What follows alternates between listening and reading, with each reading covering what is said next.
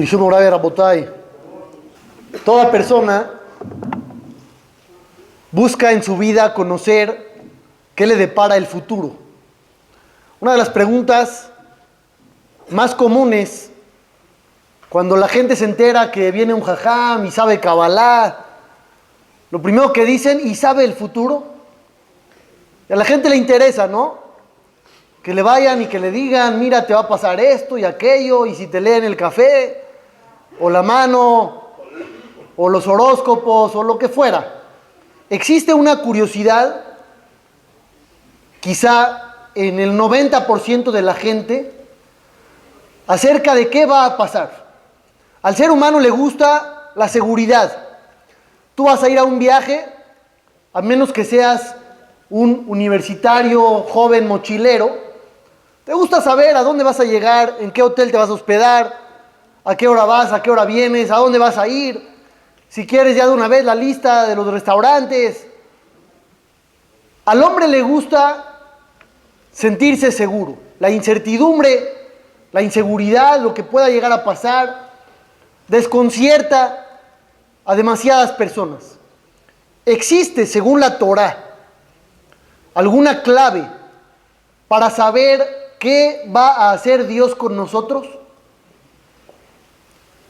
¿Existe alguna fórmula en la que Dios te diga para que sepas qué va a pasar en tu vida?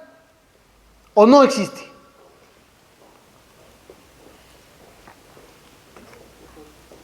El suegro de Moshe Rabbenu era un hombre llamado Yitro.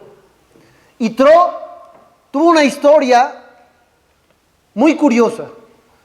Estuvo metido en la idolatría durante mucho tiempo, décadas, hasta que llegó a la conclusión de que la idolatría no tenía sentido. Cuando se entera de lo que pasa en Egipto, toda la nación judía salió, después de más de 2 siglos, se partió el mar, los egipcios se ahogaron. Dijo Yitro algo que nos va a servir como pauta para lo que queremos mencionar ahora. Ahora sé, dice Yitro a Moshe Rabbenu, ahora sé que Hashem es el Dios todopoderoso. Ya lo conocía, pero ahora me doy cuenta de que es más grandioso de lo que yo pensé. ¿Por qué se dio cuenta Yitro? Ki badavar asher zadu alehem. Porque Dios terminó castigando a los egipcios de la misma forma en la que ellos castigaron al pueblo de Israel. ¿Cómo comenzó la dureza de la esclavitud en Egipto? Lo fuerte. De repente se anunció que a los niños varones había que echarlos al río. Moshe Rabbenu, según algunas versiones, fue el primero en caer en el río con este terrible decreto. ¿Cómo mueren los egipcios? Ahogados en el mar. Ellos ahogaban a los niños, a ellos los ahogaron. Dice Yitro, con esto me doy cuenta de lo grandioso que es Hashem. ¿Por qué? Porque se comportó con una regla que en hebreo se dice midah keneged midah. Eso significa, como te comportes, Dios se comportará contigo. El clásico ojo por ojo, diente por diente, que también está en la Torá, pero en otro sentido, con la vara que mides. Ya la frase podemos nosotros acomodarla como querramos. La perashá de esta semana, que habla de Yosef Atzadik, es quizá la prueba más grande de este concepto, y si somos inteligentes podemos utilizarlo para nuestro bien. ¿Cuál es la historia de Yosef? La historia quizá más dramática de todo el libro de Bereshit, donde al hijo de Rachel, la esposa querida de Jacob Avinu, el hijo más querido que él tiene, lo venden como esclavo, hacen pasar su venta como una trágica muerte. A Jacob no le dicen lo vendimos, obviamente. Y Yosef termina separado de su familia, termina solo en un país extraño. ¿Cuánto tiempo? 22 años. Los hermanos por fin vienen por él, pero la historia no es buena. porque Yosef los trata como espías, los acusa, encarcelan a uno, más de un año. Un desastre total. Una historia que parece no tener sentido. Sin embargo, vamos a ver ahora cómo el concepto de midá que neged midá, como uno se comporta, Dios se comporta con él, se cumple con exactitud. Podemos ver casi al pie de la letra.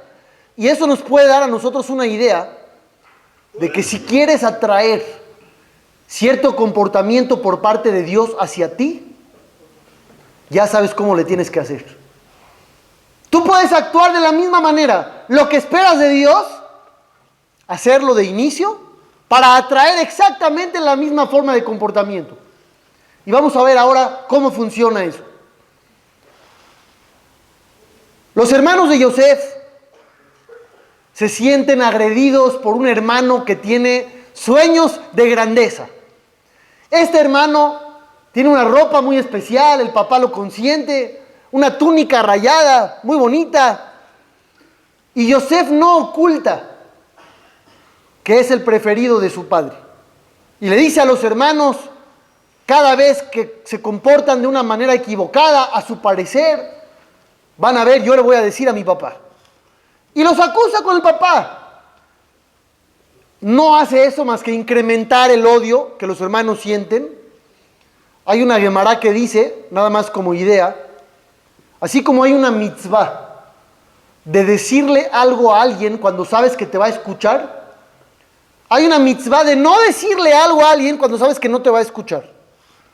Si sabes que tus palabras no van a surtir efecto alguno positivo, ¿qué dice la Gemara? No las digas. No las digas. Hay otro concepto que no se aplica exactamente a este caso que dice Mutab sheyu shogegim velo mezidim. ¿Qué pasa cuando alguien peca por ignorancia? Y si tú le informas la ley, lo va a continuar haciendo, pero ahora a sabiendas. ¿Le informas o no? Dice la halajá, en algunos casos aplica, mejor no le digas nada. Ahorita lo hace sin querer. Si le dices lo va a hacer adrede, mejor no le digas nada. Pero Yosef acusa a sus hermanos y les dice, yo soñé que voy a dominar al final de cuentas sobre ustedes, se van a inclinar hacia mí, bla, bla, bla, bla, bla.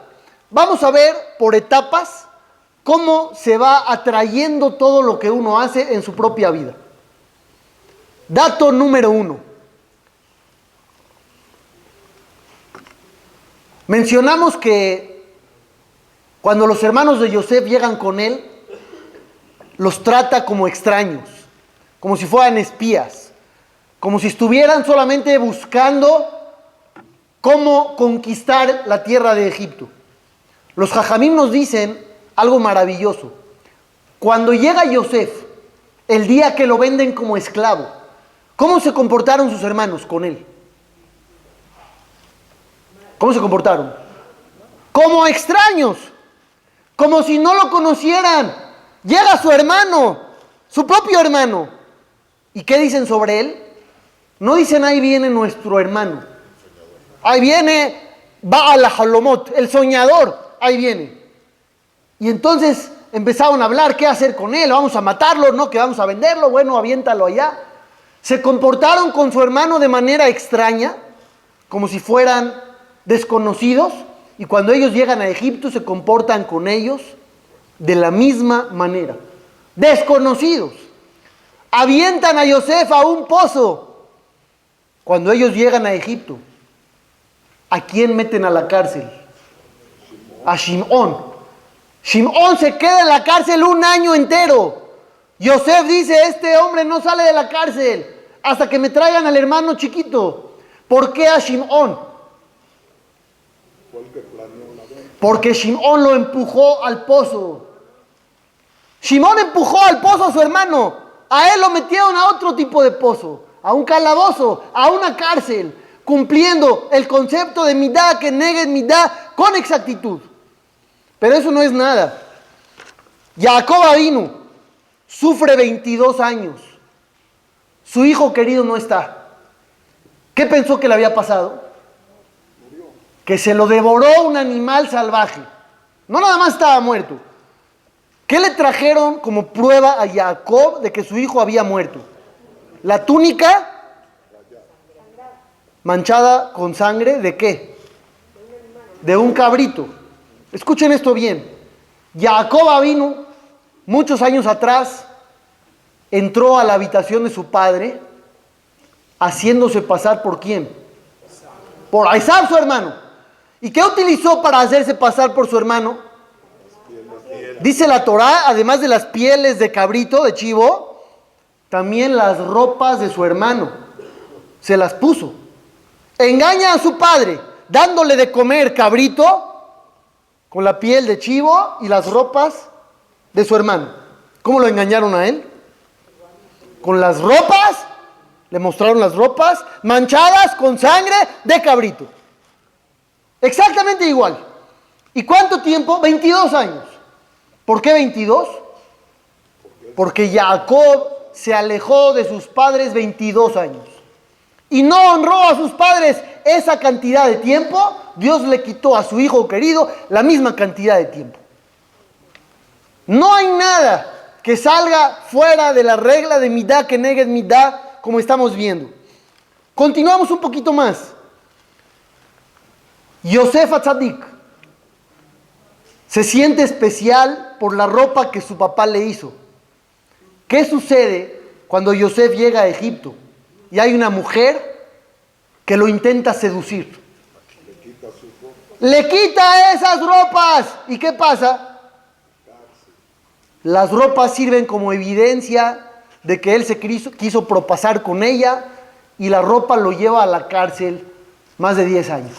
¿Por qué la ropa fue la caída de Yosef? Porque con esa ropa se sentía orgulloso y se sentía de más. Volvemos a ver el mismo concepto. Yehudá, el hermano de Yosef. ¿Qué hizo Yehudá con todo este asunto de la venta de su hermano? La apoyó.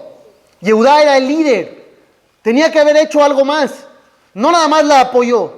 Él se acercó con su papá y le dijo: Akerna, reconoce ahora, por favor, hay dos versiones de la palabra na. Reconoce ahora si esta es la ropa de tu hijo o no. ¿Qué sentimiento tiene Jacob en ese momento?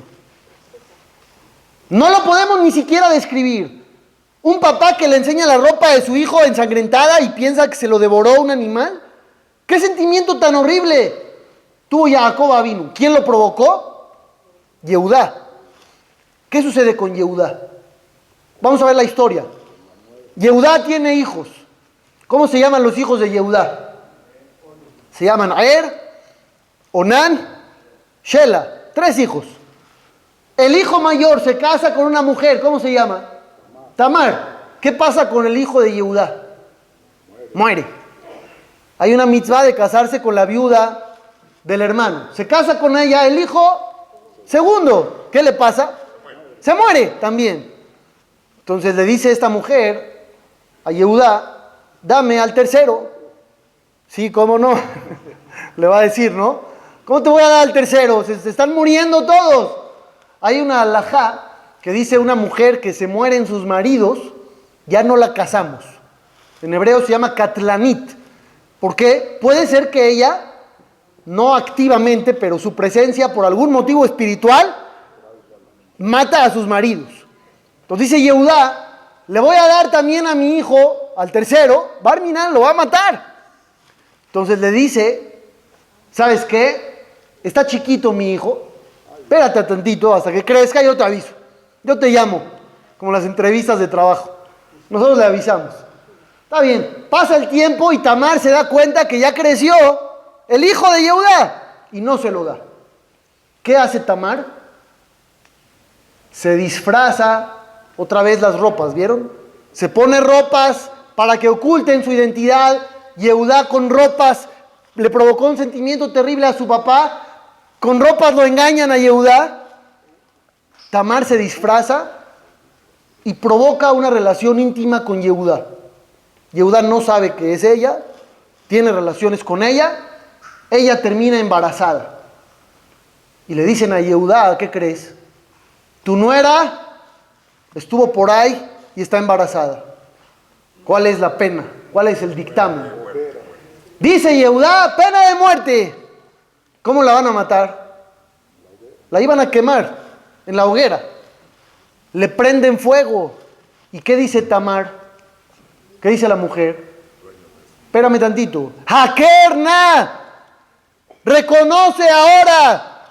Reconoce, por favor. Las mismas palabras que él le dijo a su papá, reconoce la ropa, le dicen a él, reconoce estas pertenencias que me dio el hombre que estuvo conmigo esa vez. ¿Y qué tuvo que decir Yehudá? Tuvo que decir, son mías.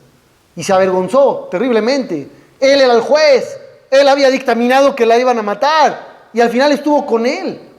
Tuvo una vergüenza terrible, Yehudá. Pero le tocaba, ¿por qué? Porque le dijo al papá, reconoce ahora. Le dijeron a él, reconoce ahora. Exactamente la misma frase. Nosotros vivimos en un mundo de mucho misterio. No sabemos qué va a pasar. Yo les pregunté al inicio, ¿hay una fórmula para saber lo que Dios tiene destinado para ti? Según todo esto, ¿qué dicen? Pues quizás sí hay una fórmula para saber qué va a pasar. ¿Y cuál es la fórmula? Lo que hagas va a pasar. Todo se regresa, midá que negues midá. Jacob vino cuando escucha lo que le pasó a Yosef, su hijo, se rompió las ropas en señal de luto, de dolor. Cuando llegaron los hermanos de Yosef y son acusados de espías, de ladrones, ¿qué hicieron? Se rompieron las ropas. Les hicieron lo mismo que ellos le provocaron al papá. Nadie puede escapar de la voluntad de Dios, porque todo está escrito. Pero ¿por quién está escrito? Eso es lo increíble. ¿Por quién está escrito? Por nosotros mismos. Nosotros escribimos la historia sin darnos cuenta. Actuamos de cierto modo y la situación regresa del mismo modo, como nosotros enviemos. Dicen los Jajamim, Menashe. ¿Quién es Menashe? El hijo de Yosef. Tuvo Efraín y Menashe. Cuando entran las tribus a la tierra de Israel en la época de Yehoshua, estamos hablando ya mucho tiempo después, ¿qué tribus se quedaron viviendo afuera? Que no entraron al territorio judío. Reubén, la tribu de Reubén se quedó afuera. Gad y la mitad de la tribu de Menashe. ¿Por qué la mitad? Es raro, ¿no? Todo Reubén se queda afuera. Todo Gad se queda afuera. Le preguntas a la tribu de Menashe, ¿y ustedes a dónde? ¿Adentro o afuera? Mitad y mitad. ¿Por qué mitad? ¿Por qué no estaban de acuerdo todos? Cuando acusaron a los hermanos de Yosef de ladrones, ¿quién fue a decirles se robaron la copa? Menashe, el hijo de Yosef. Y se rompieron las ropas como les mencioné. Tú, Menashe, provocaste que se rompan las ropas. Ahora van a romper tu tribu. Todo calculado a la perfección. Podemos seguir. Otra más. Bezat Hashem. Dice el Midrash, uno tiene que juzgar a las personas para bien o para mal. ¿A todos? Hay que darle a toda la gente el beneficio de la duda. ¿Yosef hizo bien en acusar a sus hermanos con su papá? ¿O hizo mal? Si tú ves que alguien está haciendo algo malo, ¿lo puedes acusar? ¿O no? Alajá, vamos a hablar de ley. ¿Se puede o no? Eso, muy bien. Si uno cree que va a servir y va con la persona que tiene la autoridad para manejar el asunto y cambiarlo, y ves que no hay opción, no hay de otra, puedes ir. Yosef, cuando los acusaba, ¿era porque creía sentirse superior? ¿O creía realmente que estaban haciendo cosas que estaban mal? Los quería ayudar, creía que estaban mal. Y ellos no lo entendieron. Lo juzgaron mal. Este soñador nada más quiere sentirse por encima. al juzgar mal, uno provoca que arriba en el cielo también lo juzguen mal. Cuando ellos llegaron a Egipto, los juzgaron para mal. Les dijeron que eran espías, les sacaron todo un rollo. ¿Tú puedes decretar tu juicio celestial? En esta forma, sí. Si tú juzgas para bien, te juzgan para bien. Ah, pero Dios ya sabe. Yo juzgo porque no sé. Puedo juzgar para bien o para mal. ¿Cómo Dios me puede juzgar para bien? Si Dios ya sabe la realidad. ¿Por qué? Tú también haces cosas que están medio bien, medio mal. Haces una mitzvah, pero medio con flojera. Haces un pecado, pero no tenías tantas ganas, no la pasaste tan bien. Ahí es donde dice Dios, ¿tú juzgaste para bien? Pues yo también, te juzgo para bien. Pero si uno se pone estricto y duro y rígido y dice, no, yo juzgo todo para mal, Dios hace exactamente lo mismo. Si nos comportamos de una manera, esa manera regresará a nosotros. ¿Quién es la persona a la que más juzgamos para mal? A ti te dicen juzga a todos para bien. Y te viene a la mente el que te sientas con él en el CNIS, la señora con la que vas en la tarde, el vecino. ¿A quién es al que más juzgamos para mal? A la pareja de uno.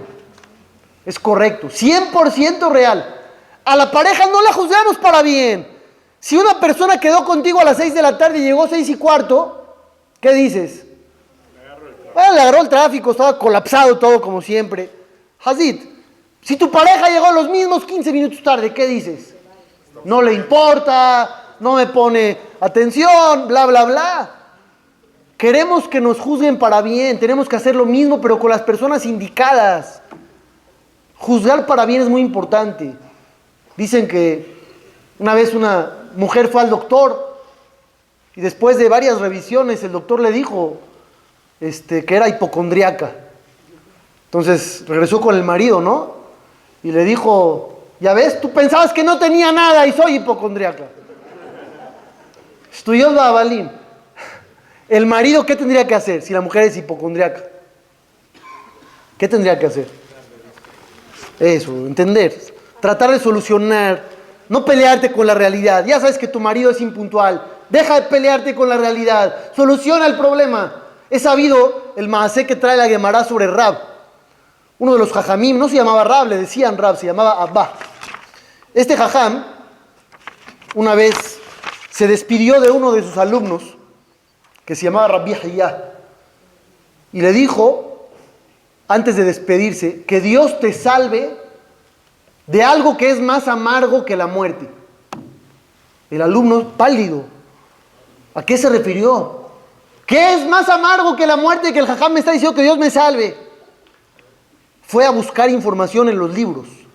No había Wikipedia, tenía que estudiar. Buscó en los libros de Shelomo Amelech. ¿Qué encontró? Dice el versículo, Shelomo Amelech dijo, Motze ani mar mi mavet et aisha. Encontré yo más amargo que la muerte a la mujer. Así dijo Shelomo. Entonces, Rabbi Hayá se sorprendió. ¿A poco? Hay otro pasuk, hay otro versículo que dijo el mismo Shelomo, que dijo Matzah Isha, Matzah Tov. El que encontró a la mujer, encontró lo bueno. Entonces decídete, o es la mujer lo mejor, lo bueno, o es más amarga que la muerte. Pero ¿cuál es la realidad de la mujer? Pueden ser las dos. Exacto. Como la juzgues, ¿no? La Gemara dice que Rab, cuando se expresó de esta manera, estaba hablando por su propia experiencia. Rab tenía una mujer que lo hacía sufrir constantemente. Y la Gemara dice un ejemplo, parece chistoso, pero no lo es, que cuando Rab le decía a su hijo, dile a tu mamá que quiero comer lentejas, le hacía garbanzo. Adrede. Y si le decía quiero garbanzo, le hacía lentejas. Para molestar. ¿Por qué se considera una falla tan grave de parte de la esposa? Una cosa es no hacerle de cenar, ¿no? Si llega el marido en la noche y te dice, oye, hazme de cenar, y estoy cansadísimo, no te hago de cenar. Está bien, pero imagínate que ya se paró, ya se vistió, va a cocinar y va a hacer, va a perder media hora ahí en la cocina, pero ¿para hacerle qué? Lo que no quiere. Exacto. ¿Quieres de leche en mi vida? Sí, de carne. ¿Quieres de carne? De leche. Para pudrir. Sí, no, pues no le dejaba de pedir, necesitaba comer el jajam, Hazid. Entonces la Gemara dice que en una ocasión el jajam se dio cuenta que la mujer ya estaba haciendo bien. Le decía lentejas, lentejas. Garbanzo, garbanzo. Entonces dijo el jajam a su hijo, ya ves, tu mamá se hizo buena. Ya cambió, Baruch Hashem, ya la relación está funcionando. Entonces el hijo le confesó la verdad y le dijo al papá, papá, no es ella, soy yo. Cuando tú me dices lentejas, le digo garbanzo. Y te hace lentejas. Cuando me dices al revés, le digo al revés. Y te hace al final lo que quieres. Soy yo el que le estoy cambiando la información y por eso al final sales contento. Le dijo Rahab a su hijo, muchas gracias, pero no lo hagas de aquí en adelante porque te estás acostumbrando a mentir. Y no es bueno. Pero dijo Rahab, otra frase. ¿Saben qué dijo Rahab? A veces los hijos le enseñan a los padres. O sea, dice Rahab, ¿por qué no hice lo mismo yo? Tantos años y quiero lentejas y le digo lentejas y me hace garbanzo. ¿Por qué no le dije al revés? ¿Por qué yo no lo pensé? Esto que acaba de decir Rahab, después de que su hijo le abrió los ojos, ¿saben cuánto vale? Vale todo el dinero del mundo, este concepto. ¿Cuál es el concepto? No te pelees con la realidad. Nosotros esperamos que el otro cambie, siempre. Y si no cambia, ¿qué pasa? Ahí seguimos, dale y duro. Tiene que cambiar, a fuerza, porque está mal. Sí, está mal. No te pelees. Si puedes solucionarlo por otro lado, soluciona el problema. No busques a la fuerza el cambio en tu pareja, júzgalo para bien. Tal vez se le hace muy complicado, muy difícil. Puedes solucionarlo, solucionalo. Una persona que tenía problemas de Shalom Bait, porque llegaba a su casa hambriento, hecho polvo. Y la mujer, no es que no le hacía de cenar, no le hacía garbanzo y lentejas, le hacía, pero se tardaba. Hola, vida, ¿cómo te fue? No quiere platicar de cómo le fue el marido. Quiere cenar el señor. Está cansado. Entonces la mujer se sentaba y el marido con cara así de Tisha B'Av. Y empezaba la plática forzada, ¿no? ¿Cómo te fue? Bien. Bueno, ¿y qué ha habido? Nada. Bueno, ¿y a dónde fuiste? Pues, ¿a dónde voy a ir? A donde voy siempre. Ya acababan después de 20, 25 minutos de mal a los dos. Se paraba, le hacía de cenar. Era todo el tiempo un desastre. Hasta que alguien le aconsejó al marido, ten en tu coche un paquetito de galletas. Ya no llegas hambriento. El señor salía del trabajo de la clase de Torah, se comía sus galletas y decía, ahora sí, ¿qué pasó, mi vida? Vamos a platicar. 20, 25 minutos. Los mismos. Solucionó su problema. La mujer no iba a cambiar. Él esperaba que llegara y ya esté la cena servida. No iba a pasar. ¿Por qué no? Misterios sin resolver. Hay cosas que uno nunca va a saber. ¿Por qué la persona que está en el carril de extrema derecha va a dar vuelta y a último segundo se va a ir hasta allá? Nunca vas a saber por qué. Hay cosas que en la vida no vamos a saber. Pero dejemos de pelearnos con la realidad y juzguemos para bien. Si uno juzga para bien, puede provocar el mismo efecto al final de cuentas en uno mismo. Continuando con este mismo concepto de que uno tiene que hacer las cosas para que le funcionen de cierto modo. ¿Quién es el pueblo enemigo del pueblo judío? Número 1. Amalek. El único pueblo que dice la Torá que el nombre de Dios no está completo, el trono de Dios no está completo, hasta que sean eliminados. ¿Por qué tanto odio? ¿De dónde salió tanto enojo y tanto rencor? Dicen los jajamim, ¿de dónde sale Amalek? ¿De dónde vino? De Aizab, muy bien. ¿Quién era la madre? ¿Qué pasó ahí? Dice la Torá, una mujer llamada Timná se casó con el hijo de Aizab Arashá, con Elifaz. Y de ahí sale Amalek. ¿Qué pasó con esta mujer? Dice el Midrash, esta mujer, no me pregunten cuántos años tenía, la historia es así, las preguntas las dejamos para otro lado. Esta mujer llegó con Abraham Avinu y le dijo, quiero unirme a ustedes. ¿Qué le dijo Abraham? No. ¿Por qué motivo? Abraham convertía a la gente. los acercaba. Algo vio en ella terriblemente malo, La rechazó. Llegó con Isaac. Me quiero unir. Respuesta, no. Llegó con Jacob. Me quiero unir. Respuesta, no. Bueno, mínimo voy a ser parte de la familia por algún lado. Jacob, no. Me voy con Isaac, con su hijo. Y de ahí salió el enemigo número 1 de Israel. ¿Por qué salió de ahí? El enemigo más fuerte de tu pueblo. Porque tú rechazaste a esta mujer.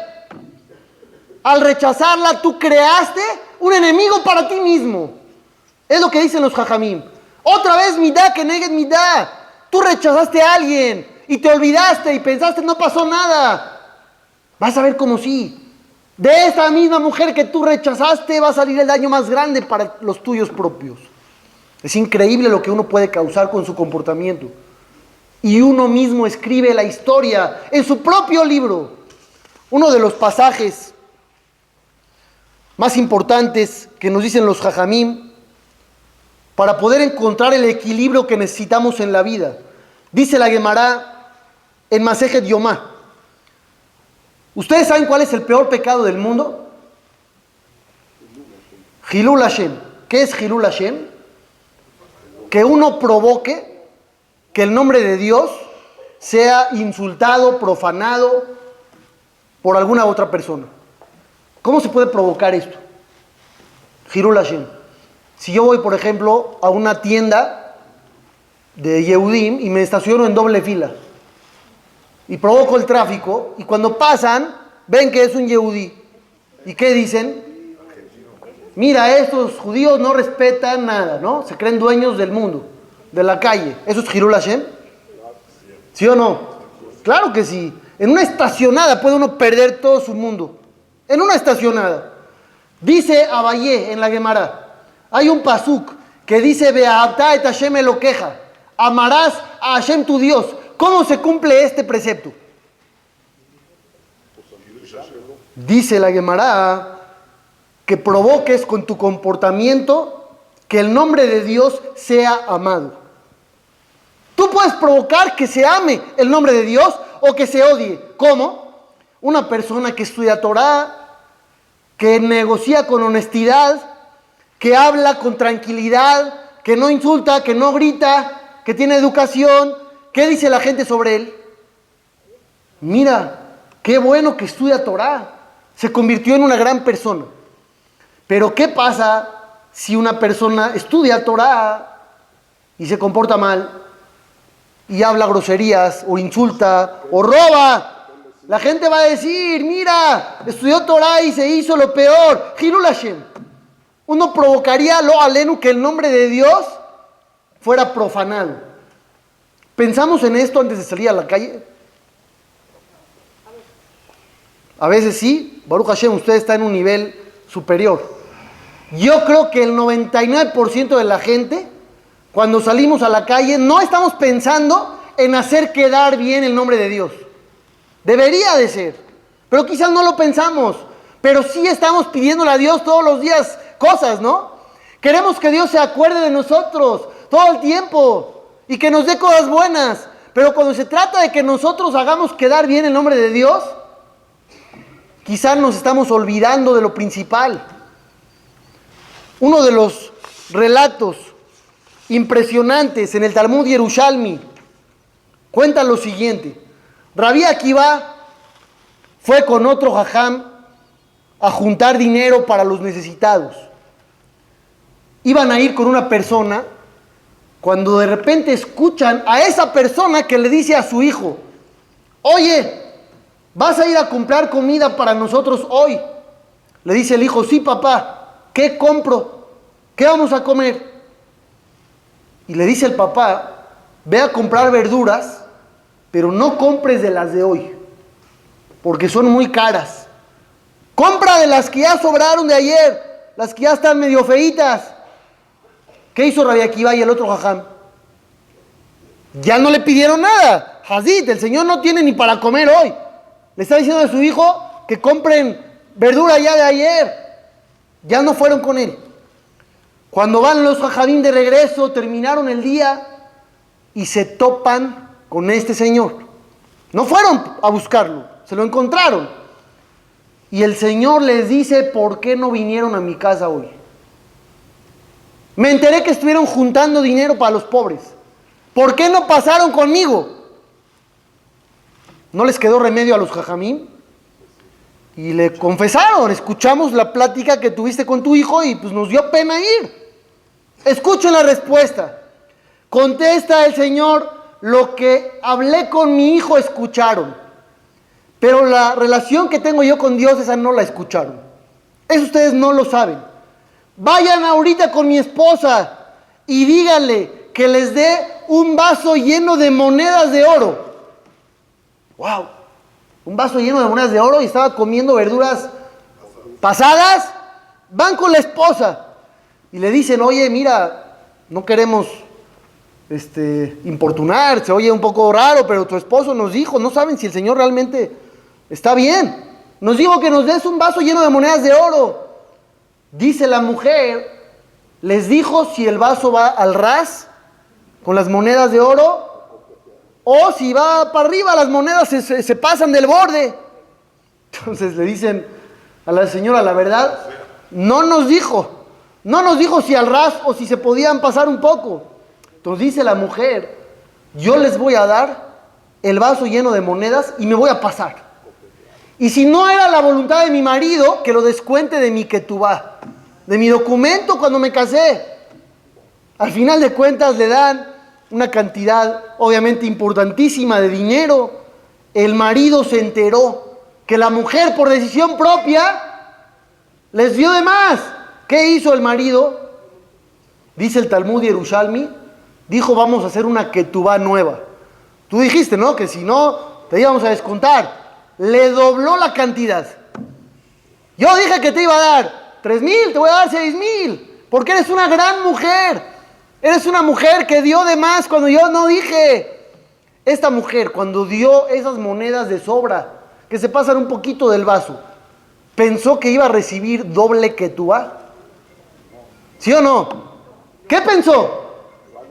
Si mi marido acepta. Y si no acepta, me va a costar. ¿Cuántas moneditas se pueden llegar a salir? 5 o 6.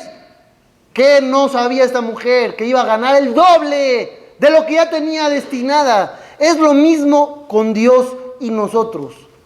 Todo lo bueno que haces te va a regresar el doble o más.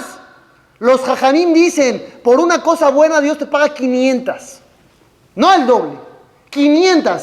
Merubá midat tová mi midat pura anut. Así se la llamará. Una cosa buena vale 500 que Dios te regresa.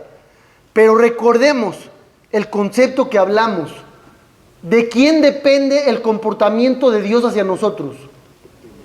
De nosotros mismos. Queremos misericordia, queremos verajá, queremos bondad, queremos todo lo bueno. Depende en gran parte de nosotros. Como vimos en la historia de Yosef y sus hermanos.